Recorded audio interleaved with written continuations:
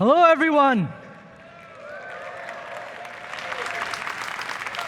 My name is Rahul. I'm the product lead on Chrome, and I'm excited to be back up here again this year to tell you about all the amazing progress we've made over the last 12 months. The theme of today, and something you're going to hear again and again, is that the modern mobile web is now mainstream. And this is really an amazing shift. So I'm going to tell you all about what's been happening and what it all means for you. It's the mobile web State of the Union. So let's dive right in. The web has incredible reach. Just Chrome alone runs on over 2 billion devices, from phones to tablets to PCs. And the web is much bigger than just Chrome. There are over 5 billion devices out there that can access web content. 5 billion, that is a large number. And this didn't happen because of luck. This wide reach is a direct consequence of how the web operates. It is an open, decentralized platform. It has no gatekeepers. Developers get wide reach. Users get low friction. And on the Chrome team, our mission has always been to move the web platform forward. We spent a lot of time working on making the web platform better, lots of things on the foundations, things that just happen under the hood that you may not even recognize. But with every such change, the web platform just gets better. To take one example, over the last year, we focused our JavaScript performance on real-world web usage. It's sort of like, what kind of car would you rather drive? A car that's been road tested in real-world driving conditions, or a car that's been tested in an artificial lab setting? We want our car, and our JavaScript engine is literally called V8. We want our car to be great on the roads that people actually drive on. And currently, we think the speedometer benchmark best captures this real-world usage. So I'm pleased to announce that Chrome on Android is now 35% faster on the speedometer benchmark compared to a year ago. And we've seen similar gains. And we've seen similar gains on other OSs as well. To take another example, I'm sure all of us have experienced the annoyance of loading a web page and starting to read some content, only to have it jump to a different location. And this usually happens because some off-screen content is loaded in and pushed down the visible content. Now, to improve this user experience, we launched a new feature called scroll anchoring. And scroll anchoring works by locking the scroll position to an element that is visible on the page, so the user stays in the same position even as off-screen content gets loaded in. So to show you what this looks like in action, on the left is Chrome without scroll anchoring. And on the right is Chrome with scroll anchoring enabled. And this is a long page. And as we scroll out on the bottom of this page, you'll see on the right, the page stays locked in position, while on the left, the page is jumping all over the place as off-screen content gets loaded in. Now, this is a bit of a contrived demo just to show you exactly what's going on. But since we launched this feature, what we have seen is that on average, scroll anchoring prevents 3 jumps per page load. So this has had a huge impact on the quality of the user experience. And there are many more such changes, things that don't need any action from developers or users, but that just make the web platform better. So that's the foundation. Next come all of the features and APIs that enable you all to do great things, to build great experiences on top of that foundation. And today I'm going to talk about the amazing momentum we've seen across the core pillars of the modern mobile web. I'm going to talk about what we are doing to make web apps more polished and feel more integrated into the device. And I'm going to talk about all the ways we're working on to make building web apps easier than ever before. So let's start with momentum. One of the core pillars of the modern mobile web is accelerated mobile pages, or AMP, for content-focused experiences. Now, we all know that content experiences on the web can sometimes be quite painful. And we spearheaded the AMP project last year, the open source AMP project last year, to improve this experience. And the benefits that AMP brings are stark. On average, an AMP page loads in less than a second, and it uses 10 times less data. And as a result, the growth of AMP has been phenomenal. Last year at this time, there were 125 million AMP documents out there. And today, there are over 2 billion AMP pages from over 900,000 different domains.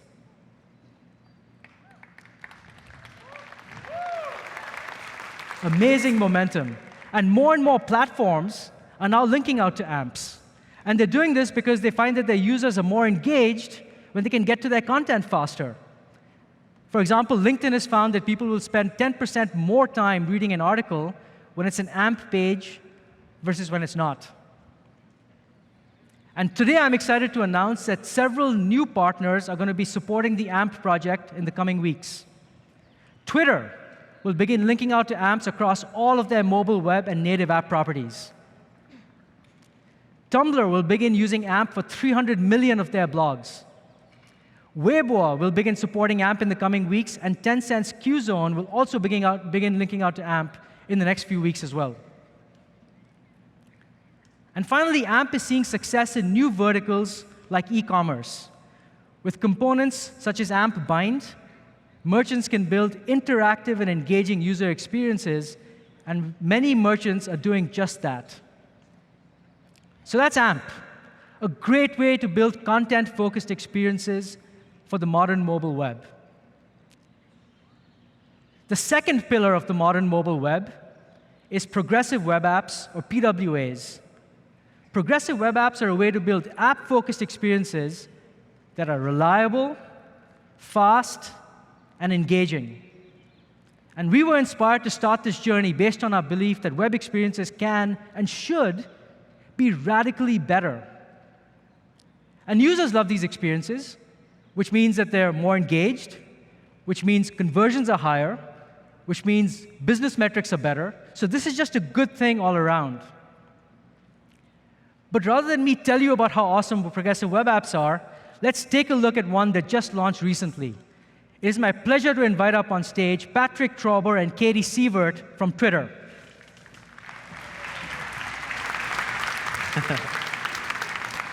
Thank you, Raul. Hello, Google I/O. My name is Patrick Trauber, and I'm the product manager for Twitter Lite. And I'm Katie Sievert, engineer on the Twitter Lite team.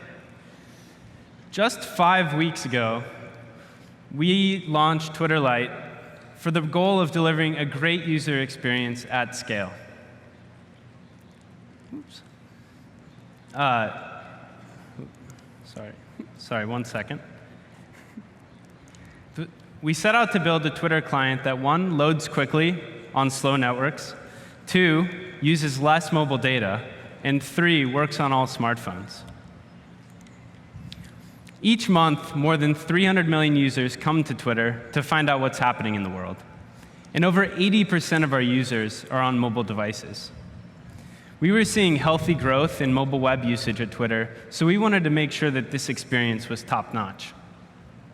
But rather than just telling you about Twitter Lite, why don't we give you a live demo?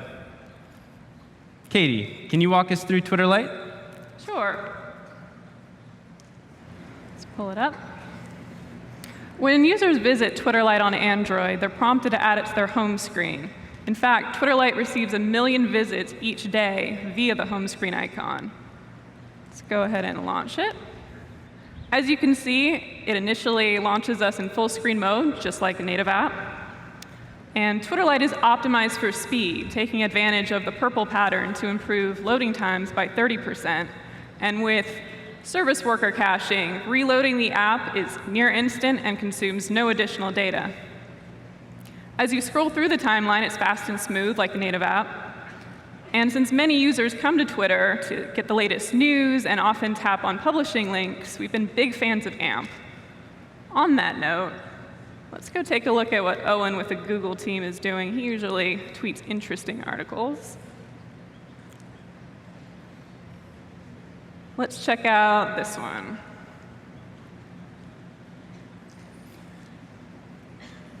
We're excited today to announce that Twitter Lite now links out to AMP pages so that content loads almost instantly and uses less mobile data.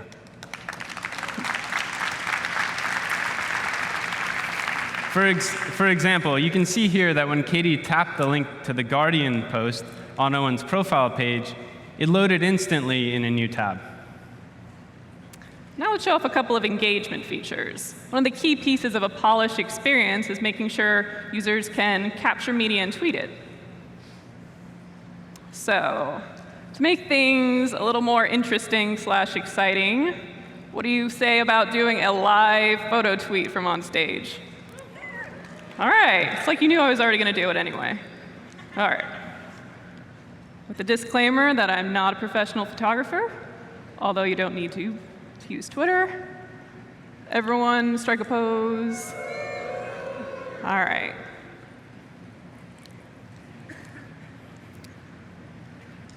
Center that. So let's type Twitter Lite live demo at #IO17. Tweet.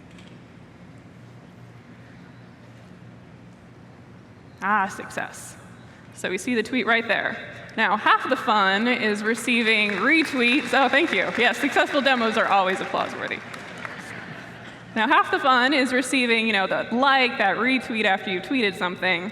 And one feature that's had a huge impact on this has been push notifications. So let's pull up an entirely not pre-canned tweet. Notification. All right. So Marius liked one of our tweets. You can see mobile.twitter.com at the top. Click on it. Takes us right to that tweet. Now, notifying users about recent activity is key to bring them back into the app. So this has been very important for us. And since recently adding it, we have been sending more than 10 million push notifications a day. But I could keep going for a pretty long time, but in the interest of time and keeping things light, let's send it back to Patrick. Thank you, Katie. It was important for us to deliver a fast, engaging experience while consuming less mobile data. Twitter Lite already consumes less data as compared to our native apps. But on top of that, we launched a new feature called Data Saver. When a user is in Data Saver mode, they can save up to an additional 70% on their mobile data. Everyone benefits from lower data usage, but this is especially compelling for users in emerging markets. Now, Twitter Lite delivers all of the key features at a fraction of the size compared to our native apps. Here you can see the size difference of Twitter Lite compared to our Android and iOS apps. And of course, the mobile web is more than just a landing page. We're excited to provide a fast, feature-rich experience, and our users from around the world, from Nigeria to Japan to Ecuador, the Philippines, they love it as well. And we see it in our metrics, too. We're seeing increases in pages per session and tweets sent from Twitter Lite. And like Katie said, we're seeing more than 1 million launches from the home screen every day. Most importantly, our users are happy. Twitter Lite is our new standard mobile web experience, available to all users globally on Android and iOS, and we hope you check it out. Thank you.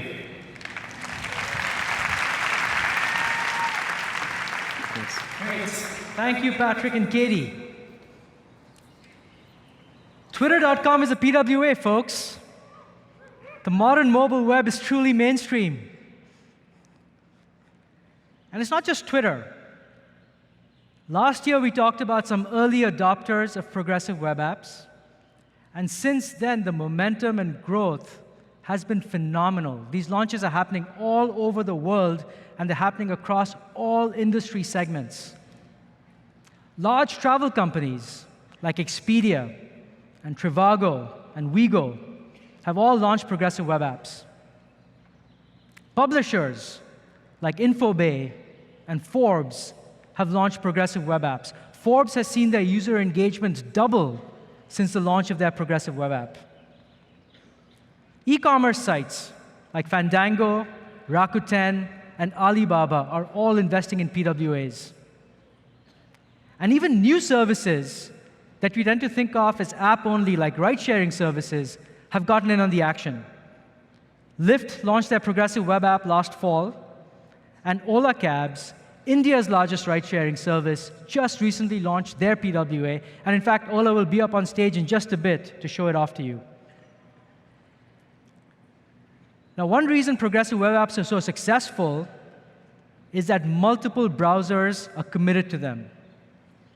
So while developer adoption is growing, so is browser support. And if a browser you care about isn't on this list yet,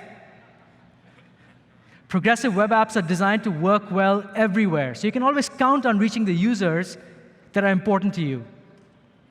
Take the example of luxury cosmetics brand Lancôme. Lancôme recently launched a progressive web app, and it works great on all browsers. And they're seeing great stats. But what I want to call out here is that iOS is particularly important for Lancôme because 65% of their mobile web users are on iPhones. And what Lancôme observed was that those iOS users have a session length that is now 53% higher than it was before their launch. And this is despite the fact that some PWA features are not supported on that platform. Now, the progressive in progressive web apps really refers to progressive enhancement. But what it really means is that you can count on reaching the users that are important to you no matter what browser mix you care about. So the momentum and growth across the core pillars of the modern mobile web, across AMP and progressive web apps, has been truly incredible over the last 12 months. The modern mobile web is now truly mainstream. Now, while all of this momentum is happening all around us, we have been heads down working on making progressive web apps even better. Our goal is to make web apps feel more integrated into the overall device so users get a robust, no compromises experience. How are we doing this? We're adding a lot of new APIs to the web platform. In fact, we added 215 new APIs just since Google I/O last year. But what's really important is not the number of APIs we ship. What's really important is what use cases can these APIs unlock for you? And I want to talk about 3 use cases today: installing web apps to your device, paying for things on the web, and polished media experiences. Let's start with installability. We already have a way to add web apps to your home screen, but we've made it a lot better. Now, first of all, we've heard from many of you that you would like the install prompt to be more reliable and predictable, and we've heard your feedback loud and clear. So I'm happy to report that now you can show the install prompt to your users when you want.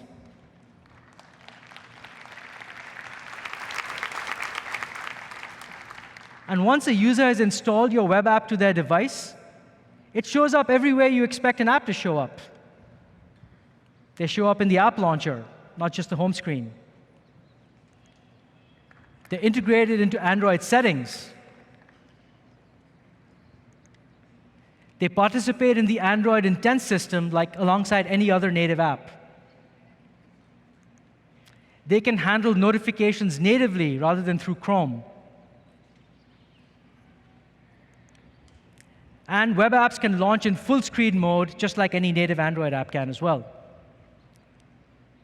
So it's easier than ever before to install web applications to your device. So from installing web apps to your device, let's look at our second use case, paying for things on the web. Mobile payments are a big deal. Mobile commerce was worth $123 billion last year, just in the US alone. And to make payment flows on the web better, we launched a one-tap payments API called Payment Request. And it works with credit cards, and it works with Google forms of payment, such as Android Pay.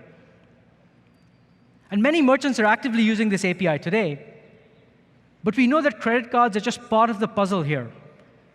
People have lots of different ways to pay for things, and we want to make sure that a user on the web can pay for things using the payment apps they already use. So I'm very pleased to announce that now your website can integrate with any supported payment app using Payment Request. So if a user has a native payment app installed, you can integrate that right into your payment flow on the web. We're already working with Samsung Pay and Alipay, and many other native payment apps will be integrated very soon. And it's not just native payment apps. We want web apps to be integrated as well. And we're actively partnering with PayPal to bring their web app right into Payment Request.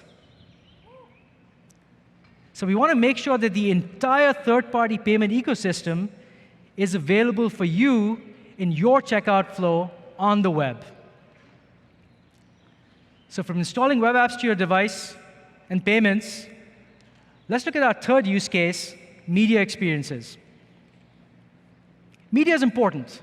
Over 70% of internet traffic is video, and so it's important to us that we deliver a complete solution for media on the mobile web. Now, we've been working on adding many new APIs, things like the Media Sessions API, background fetch, full screen, orientation, and many others. And we put together a sample app to show you the kind of media experiences that are possible using these APIs. And so let me walk you through some of the highlights. First, as you can see, I've installed the app to my device. And when I tap on it, it launches in full screen mode with a splash screen. And app branding is front and center. There's no Chrome UI anywhere here. And when I tap on a video to play it, actually, when I scroll up and down, you can see that the app feels smooth and fluid and just works in a very polished way.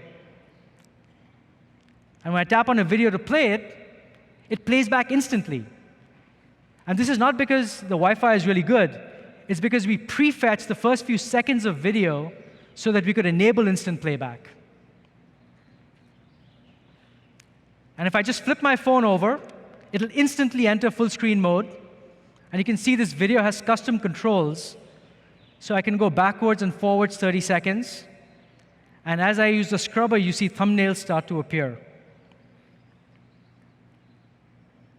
And if I lock the device, you can see the background poster image. And you can see media controls appear right on the lock screen. And this could be really useful, for example, if I'm listening to audio on my morning commute. And finally, this all works really well offline as well.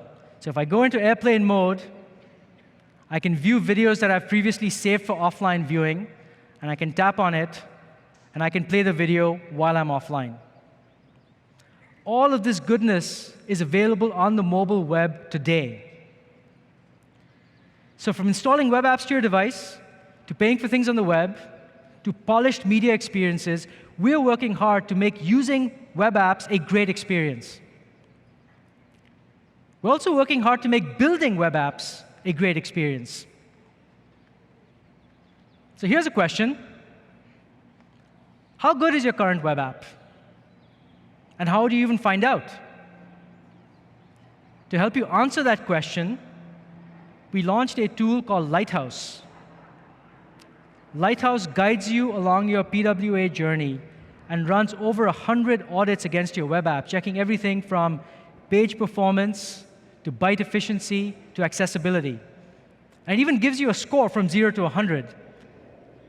So if you want to brag about your great Lighthouse score on Twitter, you can. It really does seem to get the competitive juices flowing. And we want to take all of the goodness of Lighthouse and make it as easy for everyone to use as possible. And so we're integrating Lighthouse right into Chrome developer tools. So you can just open it up, and you see a Lighthouse audit right there. Whether you want to tweet your score or not, I'll leave up to you. So how do you get a great Lighthouse score? Well, for one thing, your app will need to work well when you're offline or on a flaky network. And there's a powerful technology baked into browsers called Service Worker that enables this. But Service Worker is quite a low-level API and can be hard to work with directly. So to help you take full advantage of the power of Service Worker, I'd like to introduce Workbox. Workbox is a tool that we have built that enables you to get the most out of Service Worker. It builds upon existing tools, and it simplifies a number of common patterns and best practices, things like flexible caching, or managing background sync, or even collecting usage stats when the user is offline. And Workbox is completely modular and flexible so that you can just take Workbox, integrate it into your existing tools, and start using it right away. But to really max out that Lighthouse score, your app will need to do more than just work offline. It'll need to be fast. And this means that you need to be able to build and load your rich, complex application with as little extra overhead as possible. Web components are a way to build lightweight, reusable pieces of your app with very little overhead. You can create your own components, or you can reuse one of the thousands of components that already exist. Remember those amazing AMP performance numbers? AMP is based on web components. And just like we built Workbox to help you get the most out of Service Worker, we built Polymer to help you get the most out of web components. And I'm happy to announce today the launch of Polymer 2.0, the next major evolution of the Polymer library.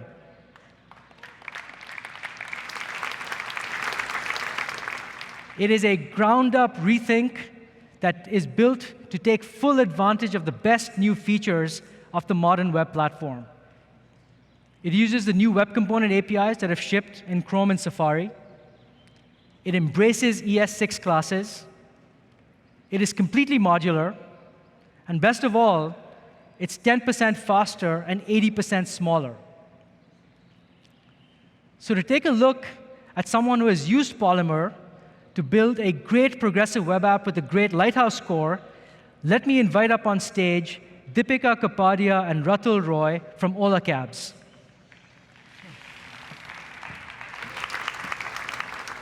Thanks, Rahul.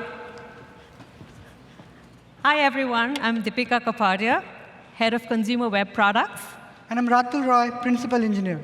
We are here all the way from Bangalore and really excited to tell you about Ola and our PWA.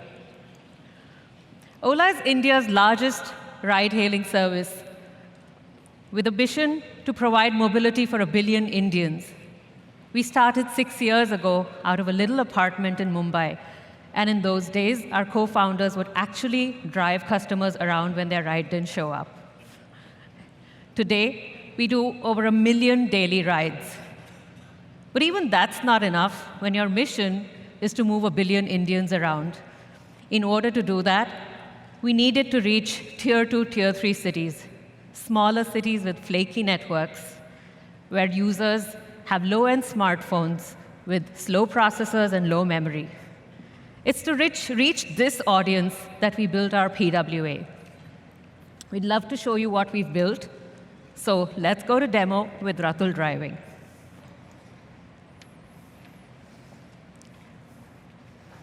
Ratul, let's assume we're back in Bangalore after an awesome I/O experience and need to get a ride from the airport back to the office.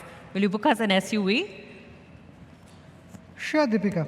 I'm launching the Ola PW from the home screen. It's fast, isn't it? It's asking for the browser location permission, but I'm going to go ahead and choose all the location from my saved favorites. So I'll be taking a cab from airport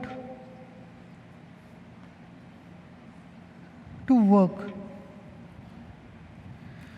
The reason I could do it so fast because I've saved all the location as my favorites. But if you haven't, still you can go ahead and either search in the address bar for the location, or you can load it in the map and navigate through. If you have noticed, in order to save data, we load the map only when you need to.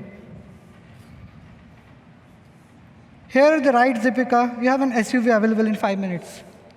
Cool, but what kind of a ride are we going to get? Sure, have a look here.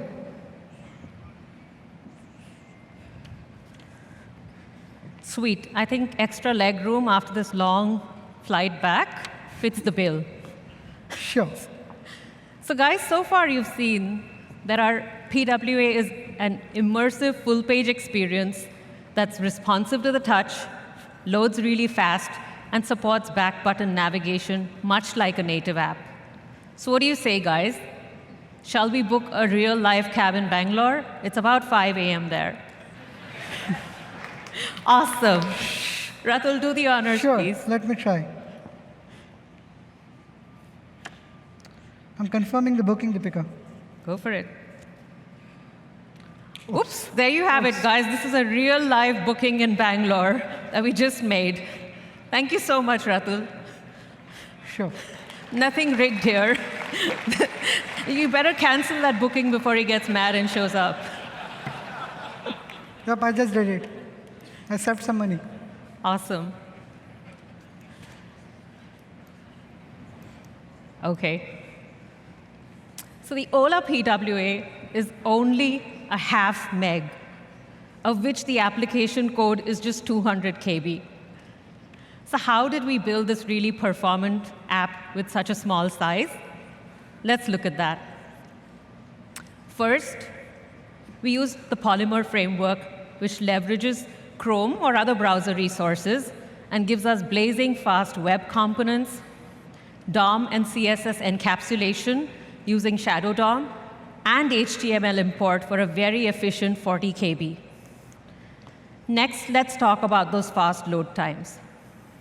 What you saw right now in the demo was the repeat cached experience of the home screen, but we have a really enviable first load time of 1 to 3 seconds, depending on the network, including low 3G, which is where our target audience lives. Let me show you how. As you can see on the left side here, we load our web components very strategically using a waterfall model so that we're only fetching those components that the user needs to see for his first interaction with our PWA. We're fetching in the background the other resources he needs to ensure that the experience stays snappy going forward. Once we've loaded all the components, using Workbox, we pre-cache all of these so that the repeat load time stays under a second. From this point on, the only server call that we are making is to fetch data, such as real-time cab availability, making a booking, etc. All of this stays under about 5 KB. We also leverage Lighthouse and web page test. And we're planning to integrate Lighthouse in our build, because obviously we'll add more features to the app. So here you can see our Lighthouse score. We are very, very proud of this score, and we optimize for a perfect score. And we can totally relate to developers wanting to tweet and brag about theirs. So how's our PWA doing for us? Well, we've been out for about a month now, and we're seeing that our conversion or rides booked in Tier 2 cities is comparable to our native app. But what's great to see is that in Tier 3 cities, smaller cities, our conversion is actually 30% higher than our native app, which shows that clearly we are solving for network issues and the need for low data usage, which is inherent in these geographies. We've also seen mobile traffic increase by 68% in these cities since we launched, which shows that we are expanding our reach. But what surprised even us is that 20% of our PWA bookings comes from users who have previously uninstalled our native app. So this shows that our PWA can even be a great re-engagement tool. So there you have it, guys. Our PWA has been a win-win for our customers and for Ola. So I hope sharing our journey inspires many of you to build your own progressive web app. And the next time you're in India, remember to book your ride on Ola. Thank you. Thank you. Here you go, Rahul. Great. Thank you, Deepika and Ratul, and congratulations to the team at Ola. So folks, there you have it. Amazing momentum on the core pillars of the modern mobile web, AMP and PWAs. New APIs unlocking new experiences and new use cases, everything from installing web apps to your device, to paying for things on the web, to polished media experiences. And looking ahead, computing continues to evolve at a fast clip. And we at Google want to make sure that we can help developers take advantage of these changes, whether they're building native apps or building for the web. And just like we do with native apps, we want the web to be a great platform for future technologies as they evolve. One such future technology is VR. Virtual reality enables the creation of richly imagined worlds that you can fully immerse yourself in. And through the WebVR API, all of this expressive power is available on the web. WebVR enables companies like Within to showcase these amazing VR explorations from creators around the world right in your browser. WebVR enables companies like Sketchpad to bring you these amazing, stunning VR scenes to explore. They have over 1.5 million of these. Now, these would be truly mind-blowing if you all had VR headsets on, but you get a sense of what is possible.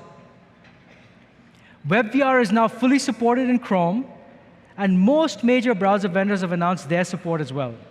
And looking even further ahead, we see the advent of AR, augmented reality, a way to connect information to the physical world. So no matter how computing evolves and changes in the future, the web will always be here as a way for you to reach your users at scale. If you want to dig in more, we have a lot of great sessions on the mobile web at I/O this year. And even after I/O is done, come and talk to us. Tell us what you're working on. Tell us what your challenges are. We are here to help you be successful on the web. It's amazing to see how far we've come over the last 12 months. The modern mobile web is now mainstream, and I can't wait to see what happens in the next 12 months. Thank you very much.